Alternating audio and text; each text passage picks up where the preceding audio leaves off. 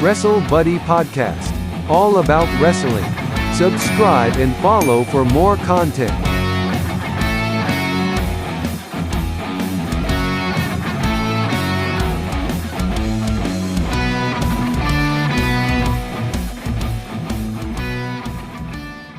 Welcome, Wrestle Buddies, to another interview that we have today, and we are absolutely delighted to be joined by Doug Williams. Doug, thank you so much for joining us today. My pleasure. Nice to be here. Brilliant. So we're just going to crack straight on because, you know, me and Steve are both big fans of yourself. So, you know, we've got a lot of questions to ask you. So we'll just start off with the beginning, and obviously being from the UK like us. So how did it all start for you? What attracted you to wrestling? I was a fan when I was a kid. I used to go to the shows, local shows, with my dad when I was very young. And then when I was about 13 years old, we got Sky Television. The very first time Sky was in this country. And I started watching WWF on there, and that made me a big fan. And so it all stemmed from there, really. Yeah, I remember when they first come over with Sky, and they used to have the pay-per-views on Sky Movies back then, didn't they? They didn't even have Sky Sports then. I'm going back even further than that. There was only one channel, the Sky Channel, and they used to show the pay-per-views on there. But they used to show the pay-per-views about 6-7 months after they aired originally. So I'm watching. Awesome. So I'm watching WrestleMania 3 in sort of 6 months after it actually happened. But at my age, and because that's all they had. You didn't really get the regular programming. You had no concept of when it happened. You just saw this amazing show. You know what I mean? Yeah, that was exactly it. So it was the same. To a young kid, all videos. Really. Yeah, brilliant. Okay, so and then you decided that you watch wrestling. When did you decide to take it to the next level and start actually trying to become a wrestler at that point? Well, I've been doing judo for 10 years or so. I started judo training when I was 11. And then, obviously, during that period from age 11 through to about 14 or 15, I decided I want to be a professional wrestler. But then I left it a few more years till I turned 18, and I started looking for places to train to be a professional wrestler. But sadly, in this country, there wasn't really any then because the promoters all closed up their own gyms. The old joint promotions had closed up their own gyms, really. And it wasn't until I was, I think it was 21, that I saw that advert for the Hammerlock gym, NWA Hammerlock gym, and that's when I went and started training there. So I was 21 by that point, but I'd done judo for 10 years up to that point. Cool. Did the judo come in handy when you started learning wrestling?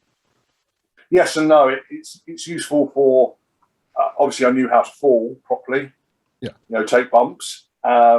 To some degree, timing, but it's when you have to cooperate with someone, that's where the difficulty. If from a martial arts background, your instinct is to resist people throwing you. You know what I mean? So you've got to get over that. You've got to get that trust built up. That's the thing that that's the bad part of it. But my timing and my bumping was all there already, so I didn't have to learn that, thankfully. And I was really fit as well.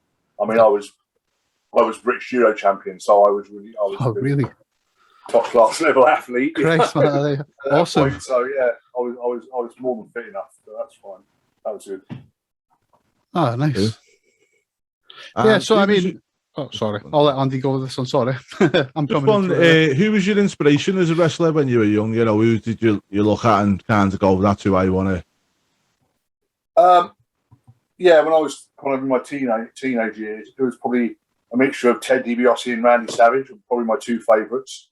Wrestling heroes, I call them. They're not. Yeah. They were technically good, but they still were bad guys. So those are the kind of ones that I was kind of inspired by. A little bit later on, really, when I started wrestling properly, my inspiration came from all the British guys that are of the same ilk. So Mark Rocco and Dave Finlay, wrestling heroes again, guys that were that were badass, but still wrestle if they needed to. Those are the kind of guys that inspired me, definitely. Yeah. And also because they made it look more legitimate. Generally, they weren't all of these guys I mentioned. They weren't too cartoony. They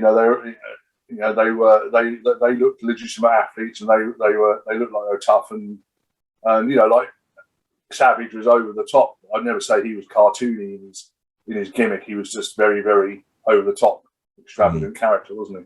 Yeah, it's intense, wasn't he, as well? Yeah. Yeah. Rocco was, it's interesting you mentioned, he was, in my opinion, way ahead of his time. He was like something else. So good back then. Oh, yeah. So, I mean, unbelievable, really. Unbelievable. Yeah. It's like you could have took him out of that time back then. He could easily have been, like, as he was then, he could have easily been at the top level today. Like, working the exact same style. Like, something else. No, yeah, cool. So it's interesting to mention NWA Hammerlock. Now, I didn't get the chance to see much Hammerlock shows, but it was one of the UK's more well-known names in terms of wrestling back in late 90s, early 90s. What was it like to train there and to be a part of Hammerlock back then? Well, you got to think when I started there, it only just opened. It literally opened in June 1993, and I was there in July 93. So it was literally, an industrial garage with a ring in it. Yeah. And a few groups of guys, and we always help each other out and train together. So it was very, very early days. Obviously, it developed and became something a little bit more sophisticated later on. The likes of the next generation of guys that came through, like, Finn Balor and Johnny Moss and Zack Sabre Jr. But yeah, when I started, it was very, very, very, very basic. Yeah. 6 guys in a garage, basically. Yeah. I mean, that's the best way. It's the best way, isn't it? It's rough and ready. That's where you learn the best. Well, then you're not expectant of anything. Anything is a luxury. You've already trained like that.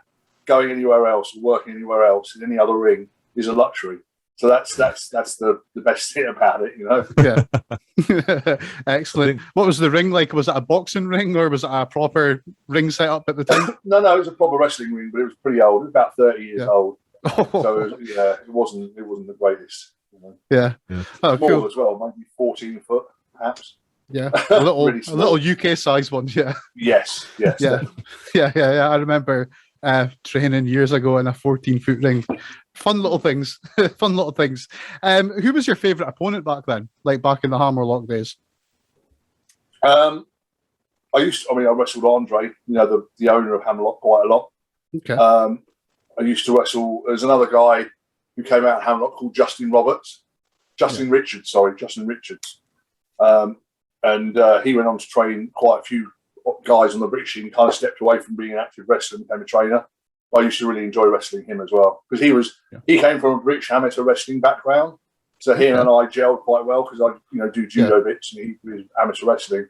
So we used to work quite a lot. And then a little bit later on, maybe 2 or 3 years down the line, Johnny and Jody came along. So I used to love wrestling them. I mean, obviously, we've got a long history. Mm-hmm. Johnny Storm and Jody Fleisch. So it was good to work with those. Okay, so another big promotion that you wrestled for in the early noughties. We were able to see it on the Wrestling Channel. It was Frontier Wrestling Alliance.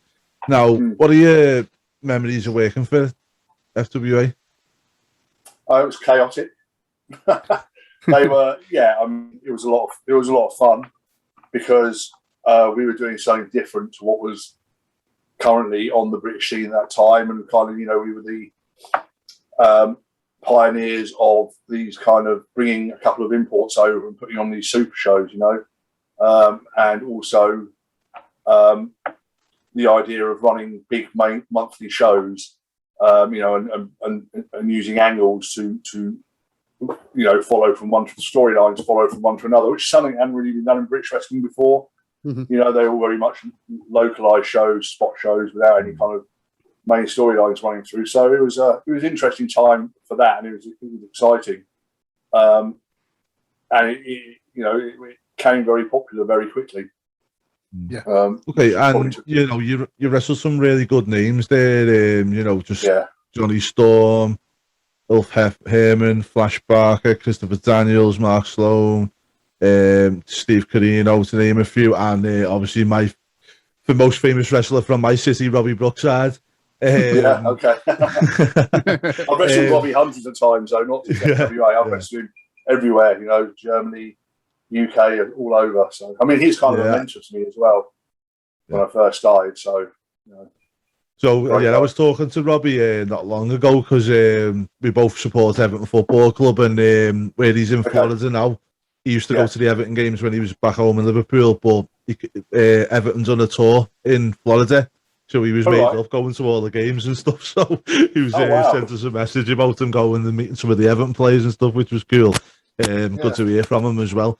So who was your kind of favourite in the FWA to work with, or who did you kind of gel with a lot? Well, I had quite a good few going with Chris Daniels then. They brought him over, he won the FWA title, and then I went to America and won it back for him. So I think that really was my favourite little feud that I had in FWA. We had some great matches. And again, he's another guy, I've worked him hundreds of times, wrestled him in loads of different countries, and we always have a great match. Gelled really well with him. And we had a similar level of experience. We both started in 1993, and we're both similar age, and we've all come up, So I think that worked well as well. Brilliant. And what was your favourite match in FWA, or is it kind of just a mixture of different ones? Oh yeah, I can't. I mean, Jerry Lynn from British Uprising 1 was a match that probably put me on the map somewhat. So that's probably one of my favourites, I'd say. Yeah. There's so many. Yeah, there were. I remember seeing it on the wrestling channel, and it blew me away because I was like, "Here's a British promotion, but it's going down the same avenue with like angles, storylines, and really good wrestling like WWE, but with the ROH sort of vibe and inspiration there. It was really cool. I really liked it. Around the same time as FWA was active, you were also working in Japan's Noah, like the strong style promotion, which is pretty cool. So, like, what was it like to be part of Noah? Amazing, because when I was growing up, I was a big fan of. Well, not really when I was growing up, but when I started training wrestling in 93, 94, I was a big fan of All Japan, and I get all the tapes of the All Japan, the Championship Carnival tournaments and what have you. So, and obviously Noah was an offshoot of All Japan. With most of their big stars went with Noah. So the opportunity to work with guys like Mizawa, Kobashi, Taue, Akiyama, it was amazing. Dream come true, really, for me. I mean, and funnily enough, I didn't think I was going in as a heavyweight because I was probably 16 stone at the time. And I actually thought that I'd be going in as junior heavyweight. But that wasn't to be. Apparently, I came in, I was a heavyweight. They kind of label you when you go to Japan. You're either one or the other. Yeah, you know what I mean, and that you kind of stick with it, and it's very unusual. I mean, it happens more now, but it's very unusual for a junior heavyweight then to move up to be a heavyweight wrestler. Yeah, they kind of keep them apart. So I was just basing it on the size of myself, the size of their juniors, like Marufuji. At the time, he was a junior who's kind of my size. But obviously, when I went there, they wanted me to do the British style and work that with their heavyweights. So that was good. Yeah, because there's the one thing that I was reading I like to read about old stuff, and I was reading about Dynamite Kid and Tiger Mask, and they're saying about the great matches they had in Japan. And not a lot of people know, but Tiger Mask actually had wrestled Dynamite before on World of Sport years before, because they sent him over to learn the British style because the Japanese love the British style apparently, and that was one of the because they knew he was going to be a star. That's what they do, and they continue to do it now. There's a couple of guys over here working for Revolution Pro, a couple of young boys come over here to learn the style. They send them here. They send them to. Well, I used to send them to Canada and America, and then they go back to Japan and they become big stars because they've travelled the world and learned all these styles.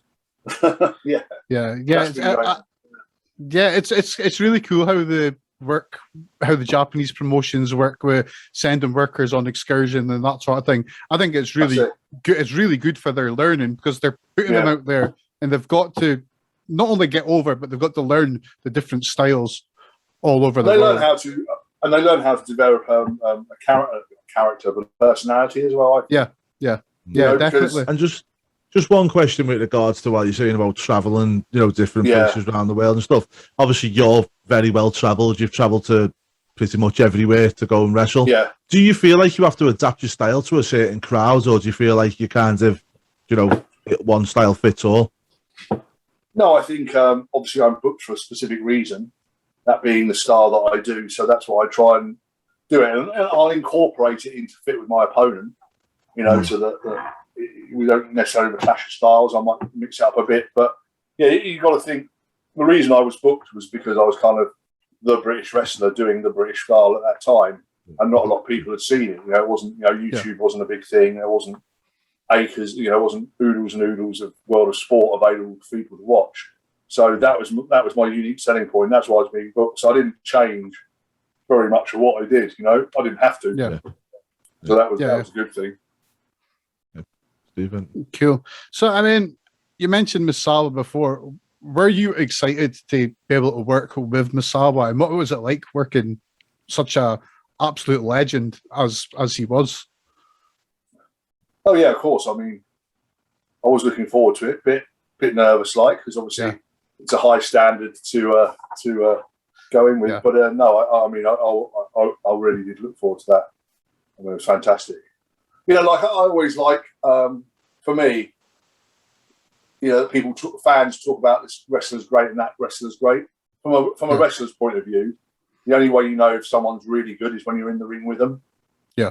You know what I mean? Then you know who's a great wrestler and who's smoke and mirrors or whatever it might be. Yeah. But so to get in the ring with guys like Misawa and Kibashi and find out that they actually are as good as people perceive them to be, then that was quite a thrill for me.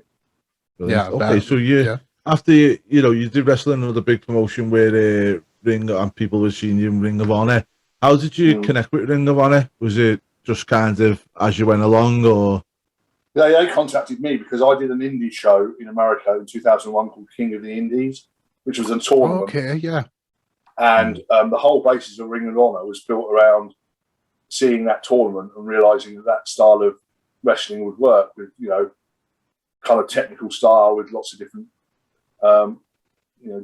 different guys that do various sorts of high flying, technical, just sort of stuff you never saw in WWF at that time. Yeah. And because I was one of the members, because I was one of the part of that tournament, Ring of Honor approached me to be a part of their roster. So, okay. Yeah. Mm-hmm. And I think I debuted on their third show, Ring of Honor's third show. Yeah. Yeah. And you did wrestle some big names there as well. The likes of Samoa Joe, Nigel McGuinness, Jay Lethal, to name a few. Who do you feel like you gelled with the most in Ring of Honor? Again, it's Chris Daniels. So I worked in there a lot. So I probably gelled best with him. Brian Danielson as well. Yeah, worked with him a lot. Yeah, I mean they're just so easy to wrestle, and we just had great matches every time. Yeah.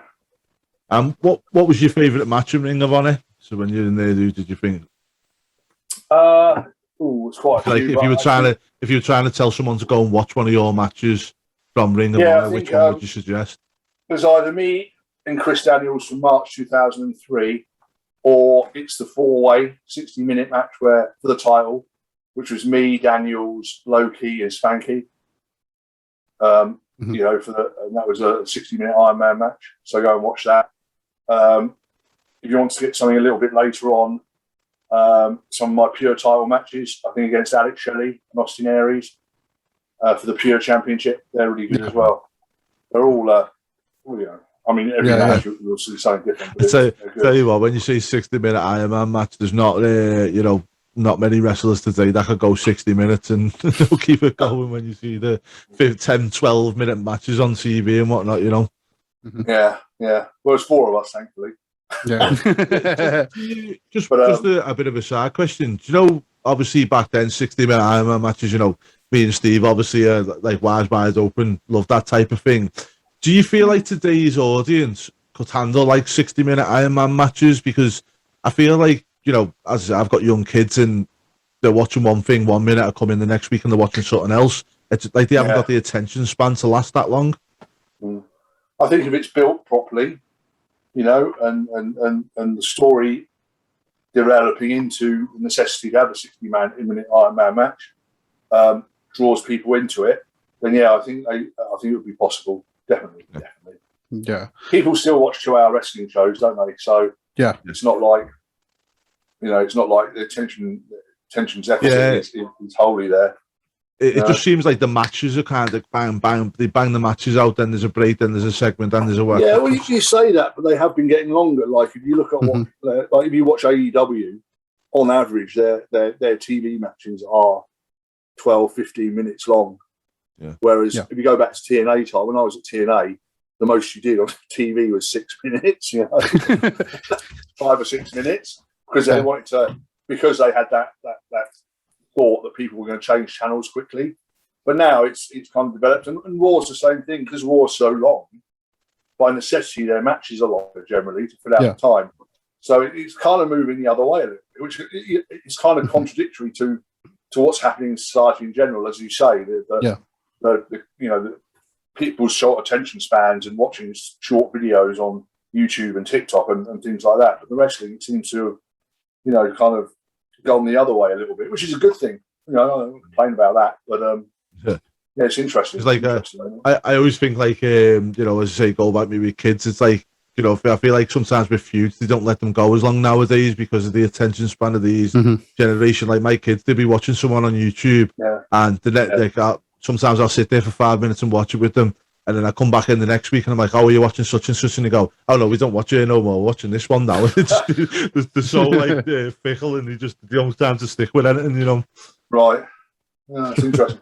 I do wonder if the younger demographic though really watch wrestling, because a lot of the audience seem to be people in their 20s and 30s now, don't they? So I think it depends I think it depends what company you're watching these days. Right. Yeah, I think your AEWs and the indie promotions, they've got more adult audiences like ourselves, people that are appreciating the wrestling, appreciating the story is going longer. Whilst you've got the WWE people that are just like, it's like ADD booking, it's like things just last a few weeks, then it's onto something else. Moving on. Right. Yeah. Or they'll drop something without even mentioning it. They'll just drop it, and it's as though you're going to forget, and it'll go on to something different. But I think AEW are very out with it, though. They say they're aiming for the 30 to 40 demographic. They're very out with. That's exactly what they're targeting. So that's why you probably see the better wrestling matches on there, which I totally agree with. Makes sense. They're people with the money as well, aren't they? So money to spend. So Yeah. So I mean, going last question about ROH.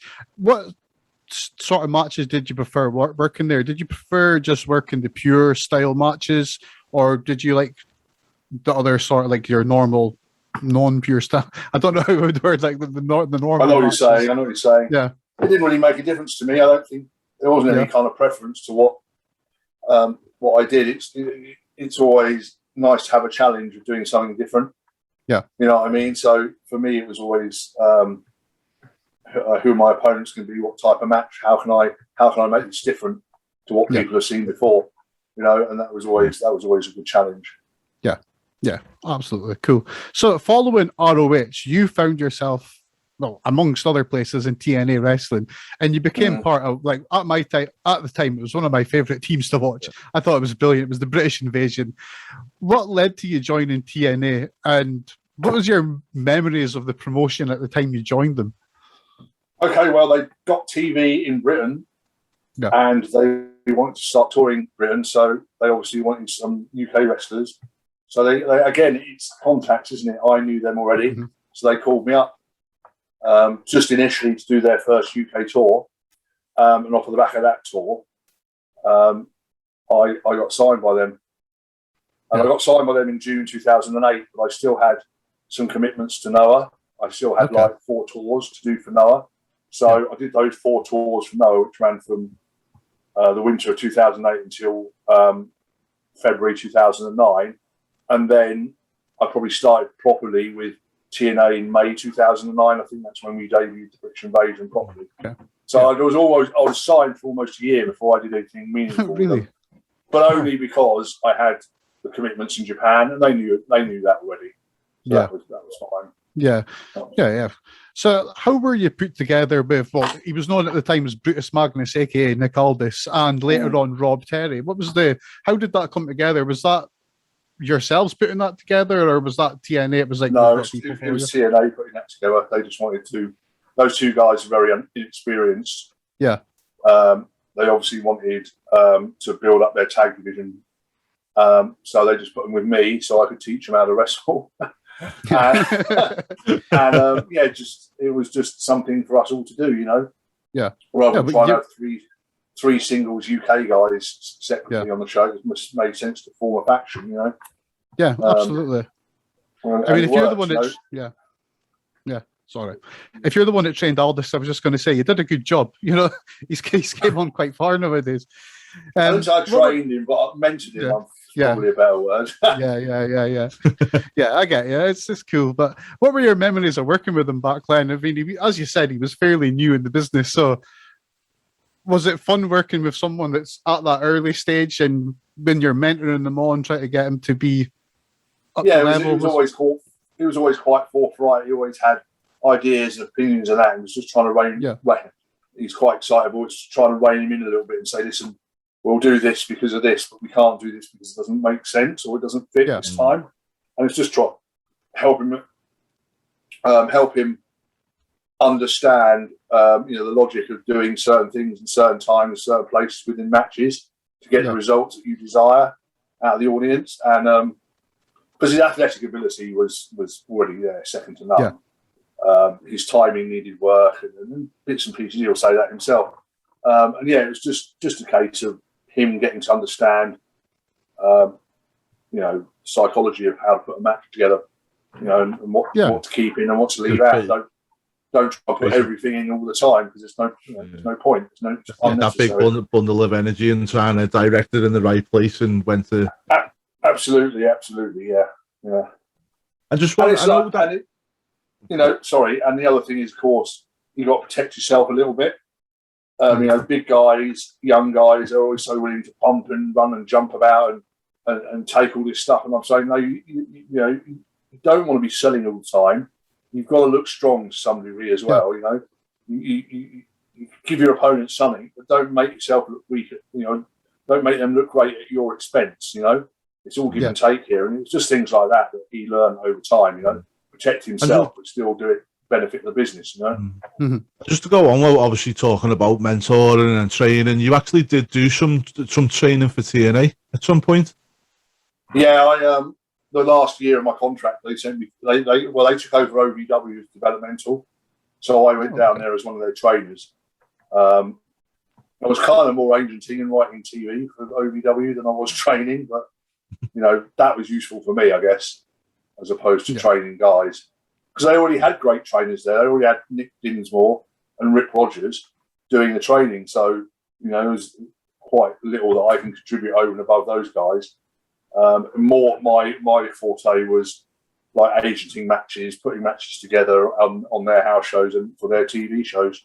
Yeah, it was very useful. And would you ever look at doing your own training school or get into training? Obviously, you've got some. No, I'm not really interested in doing that. I'm more interested in helping guys that are already quite far along their career and tweaking what they're already doing, helping them improve, helping them to get to the next level. I'm more kind of interested in that rather than, here we go, let's do our bumping drills again. Over and over. I enjoy going to training schools and doing guest seminars. I really like doing those. But no, week in, week out, day in, day out, I couldn't do it. I don't think I'd go mad. Yeah. So what was your memories of working with Big Rob Terry? Because he was a big lad. He was really big. Yeah, no, he was nice enough. It was just difficult to get as big as he was, he's just such a big soft teddy bear. Really? Very difficult to try and get any aggression out of him. But he was a lovely guy, and we did what we could, with him. And he did okay. He did all right. Yeah, absolutely. So, how did the British Invasion handshake come about? Like, me and my friends were running about Blackpool at the time, drunk as hell, doing the handshake. It was so over with us. We thought it was amazing. How did this whole come about? Well, when we were told what we were going to do, me and Nick, we were like, well, we can either moan about it and go, "Oh, it's not serious," or we can fully embrace it and just make it as ridiculous as possible, over the top, ridiculous Union Jack tights, and like you say, the handshakes, and just so, and that's the direction we took it. We thought we might as well go as over the top as we possibly can with our Britishness. Americans will hate it anyway. Think we're pompous, arrogant twats, and it worked. It worked well. Absolutely. Because there's not everyone can be a super serious wrestler. Sometimes you got to have some fun. So that was a decision that we made. Yeah, and like I say, it worked. Got us over. And yeah, we loved it. We thought it was brilliant. Loving this country, hating America, I think in Britain you were probably really over, whilst Americans were like, "Oh, boo those horrible British people." But it worked, it worked. So you worked a fair amount of teams while you were in TNA, including like the Dudleys and stuff like that. Who were your favourite teams to work with in TNA? Motor City Machine Guns, probably the best. Yeah. And they kept us apart, which is annoying. We probably only had one match against them, but I always loved working Alex Shelley anyway. Yeah. Obviously, Beer Money. Yeah. We probably wrestled Beer Money more than any other team there. And we wrestle them on all the house shows and TV and everything like that. So easy guys to work with as well. So they were probably my two favourite teams, I'd say. Yeah. There were some good teams back then. TNA was really quite good back then. There was a lot of good tag teams, some decent matches there as well. Yeah, I mean, it was quite a deep division. As you said, the Dudleys were there. There was Booker T and Scott Steiner. It was LAX, Machine Guns. It was stacked. Really. Yeah, absolutely. What was it like working with the Dudleys? Did you learn even more stuff from them, or was that just an experience in itself? No, I mean, we just did their match generally. That's really the Dudleys to do their match. Yeah, that's it. They got their set spots. You build towards those, and there we are. I got on fine with them. Yeah, no problem at all. But it's very much their match. Yeah, cool. Right, is there any? Yeah, on you go, Andy. On you go, Andy. Yeah, is there any standout matches you've got whilst you were at TNA as British Invasion, or even just as yourself solo? Well, my favourite match is me against AJ Styles for the TV title, which was on pay-per-view.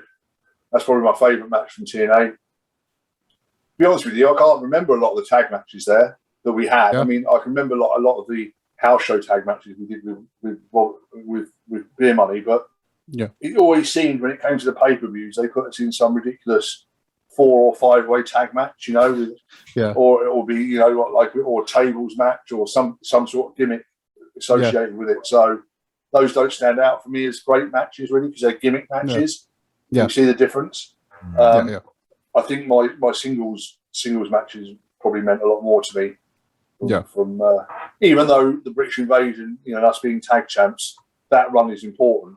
I couldn't really single out individual matches as being key moments for me, whereas I can with my singles run, if that makes sense.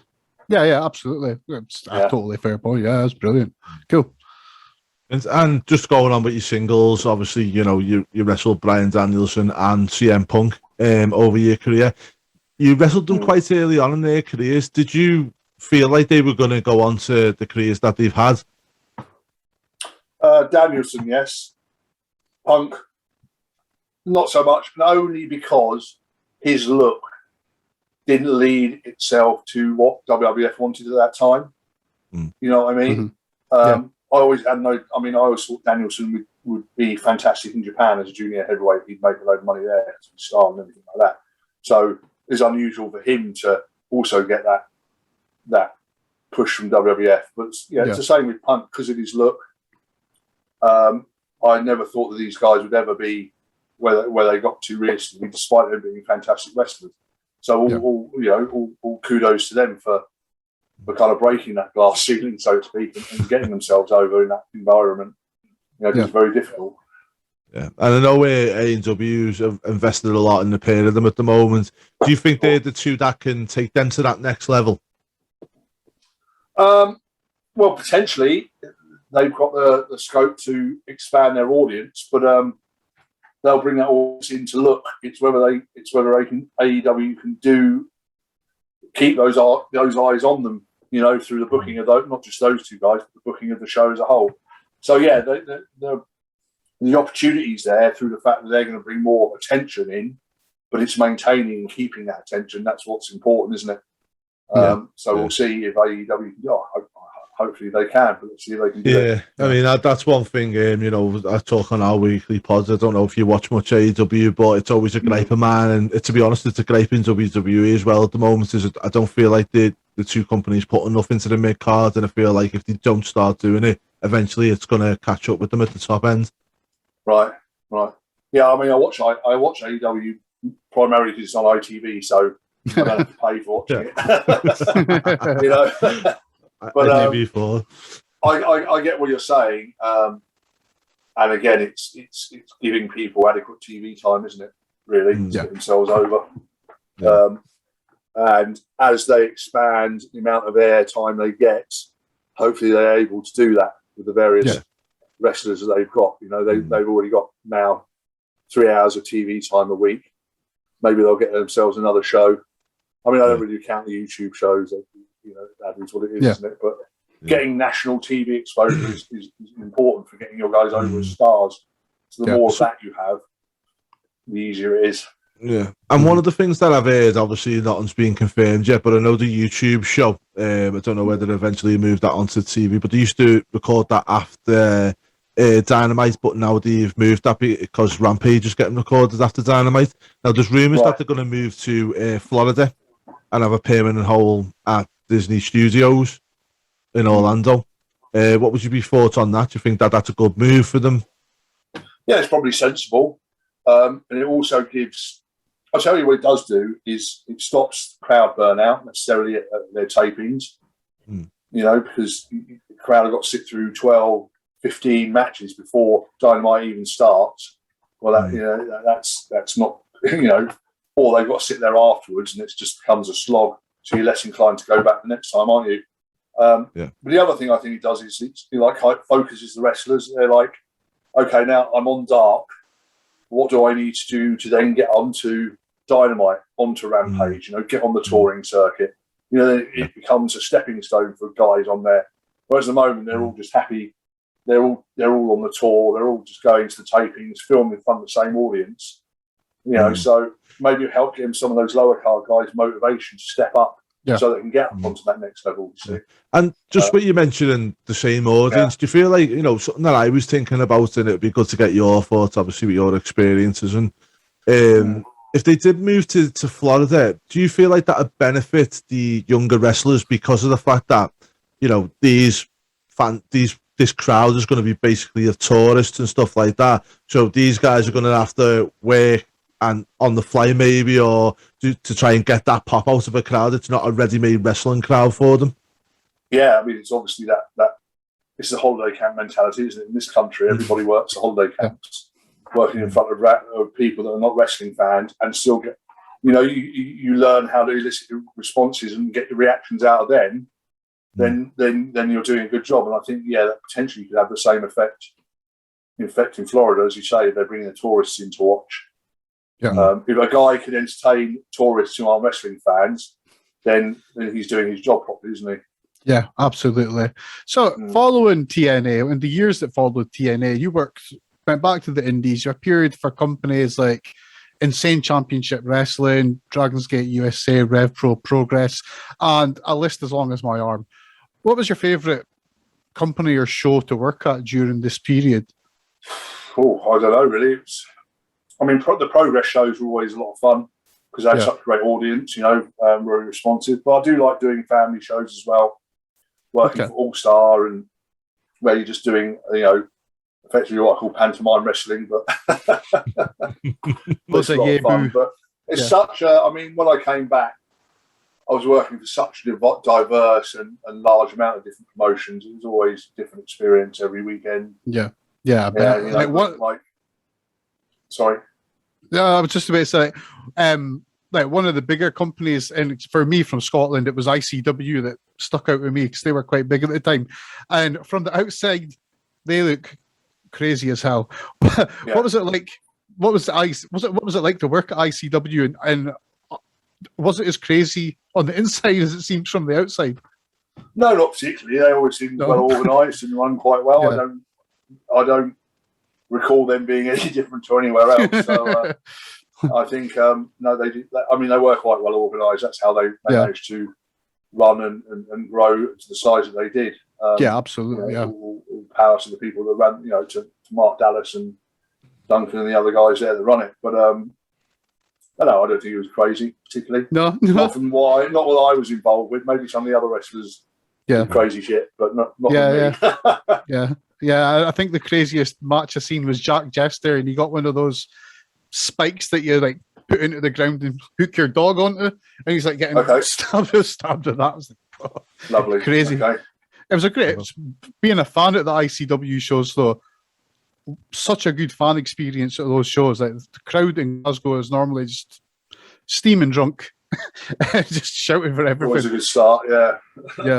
Yeah. What was it like experiencing that sort of ICW audience? Was that intimidating, or was it just? It's not like it's anything new to me. Yeah. Oh, okay. I mean, I've done audiences of all sorts and all kinds over the years, so it wasn't. Yeah, no, it wasn't. All I had in my mind was the only worry I had was I'm quite just a normal wrestler, so they're used to all of this hardcore stuff and craziness. Yeah. Will I get over? But it's just by then it's who I am. I'm already over, thank you. Yeah. So I didn't have to do too much in order to win them over, Yeah. And I was kind of brought in on guest spots. It's not like I was there as a regular having to develop stories and angles all the time. I'd come in and do a one-off match with someone and I'd leave. Yeah. And that's always good doing that because you're always over there. And I know you wrestled a dark match for WWE in the UK against Carlito. Why do you feel like you never kind of, had more of a relationship with them? Because they asked me 6 times, and every time I was doing something else and couldn't join them. Literally, that Carlito one was probably the only time that I wasn't in Japan when they asked me to come and do a dark match. So I was able to do it. And then, there was 3 times after that they asked me, and I was just in Japan every time. And then the last time they asked me, I just signed TNA. Yeah. So it's all timing, unfortunately, or fortunately. But it's all timing. Yeah. Cool. And I know in 2018 you decided to call it quits. What led to your decision to call it a day and retire? Injuries. I had bad neck issues with my knees. That was really it. I also thought that the British scene was doing really well. It was it was at absolute peak. There was more than enough talent to carry it on, so I didn't really need to hang around and take up spots that someone else could fill. That was my thought process back then. Cool. Well, I mean, thankfully for us fans of watching you wrestle earlier this year, you decided to make a return and you announced that you were coming back. So what led to the return and what was the mindset behind the return? Lockdown primarily, sitting there thinking, when you can't do the things with your life you want to do, then really when you can, you should try and take the opportunity to, to just do the things you love doing. So, as soon as lockdown was over, as soon as show started again, I wanted to go back and start doing it. Yeah. That was mainly it. And it coupled with also trying to help build the British team back up again. Because obviously it took a hit over lockdown. So lost a lot of wrestlers, one way or the other. So, it was just come back and help that and help the young guys and build the scene back up again. Yeah. Is there anyone you're looking to work, you'd like to work in the future, in the next few years? That they haven't already put me in with. Yeah. Someone new. Working everyone at the moment, but I don't know. I'll take it every day as it comes, really. I'm not overly familiar with a lot of guys. Kind of people I've been booked with, I have known so far, but I'll keep my eye out on some of the young guys, and no doubt I'll get booked against them. But we'll see. Yeah. So yeah, very quickly before we get to the last question, where did the inspiration for the Chaos Theory suplex come from? Because that's one of the coolest moves in wrestling. It's like, for those that have not seen it, it's like a German suplex but with a backward roll in the middle of it. And it's, how did you come up with that? It's like so cool. Just it was just, you know, just kind of mucking around trying to get something to make the German suplex more interesting than just the German suplex. It's just one of these things, you know, you're in the training and you're just mucking around with stuff, trying to make things work. And I think I saw something, maybe a Mexican tape, where the guy did O'Connor roll into the ropes. Okay. Got a 2 count, and as the guy kicked out, he then gave him a German. And I said, well, you could take that middle bit out and just roll right through and take the German over, and then he got that extra momentum, so it looks like the German's even harder. Yeah. And that's what I tried. If you watch very early matches of mine, you can never see them, which you probably can't. I used to do it into the ropes, but by virtue of the rings being really small in England, I had to change it, so I ran them into the corner, which then gave an extra thing, because then you're smacking them into the corner first, aren't you, as well?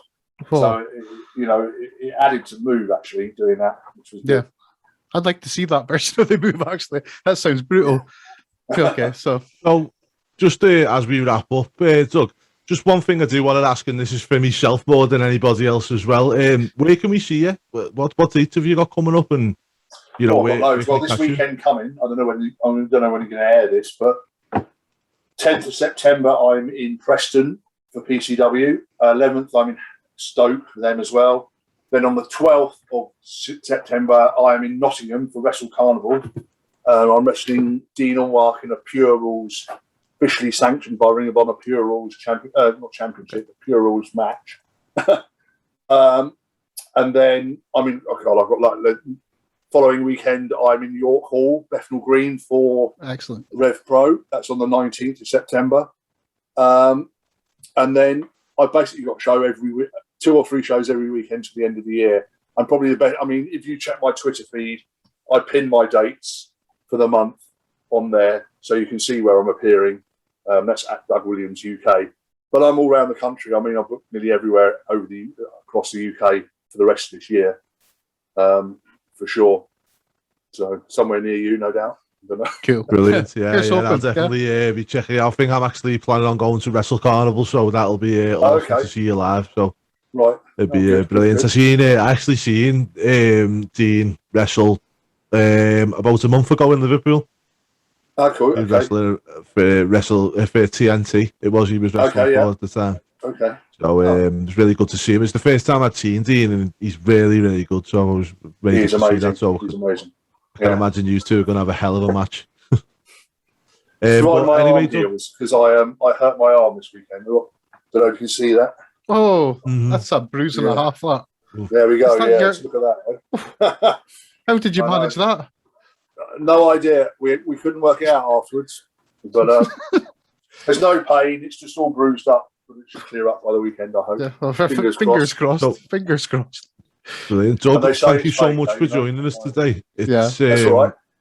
It's been amazing. Obviously for us and being fans of yourself, it's brilliant. I'd like to thank you on behalf of us, all those fans, for the fact of keep that British flag flying for us by the time when we didn't have no one to be proud of, and you come along and started off this next generation that we've had going on, and thank you so much for that. And thanks for joining us. And where can people find you on social media, stuff like that? As I said before, Twitter is Doug Williams UK. I post all my dates there generally, and other observations occasionally. And then on Instagram, it is Doug Williams GB. And again, I post upcoming shows, posters, pictures from the past of wrestling, all sorts of stuff. They're my main two. I don't have anything else. No. Brilliant. Well, thanks again for joining us, Doug. And Wrestlebuddies, make sure you check them out and go and support the local British wrestling. The fact that we've got Doug back on the scene, it's just another reason to go out and check out all the local talent and obviously see international talents alongside. I don't know what more you want. So, Doug, thanks so much for joining us. We really appreciate it. And thanks a lot. We'll speak again. Brilliant. My pleasure, guys. It's been a pleasure to talk to you. Absolutely. Thanks. Cool. Thank you, Doug. Thanks. Okay. Excuse me.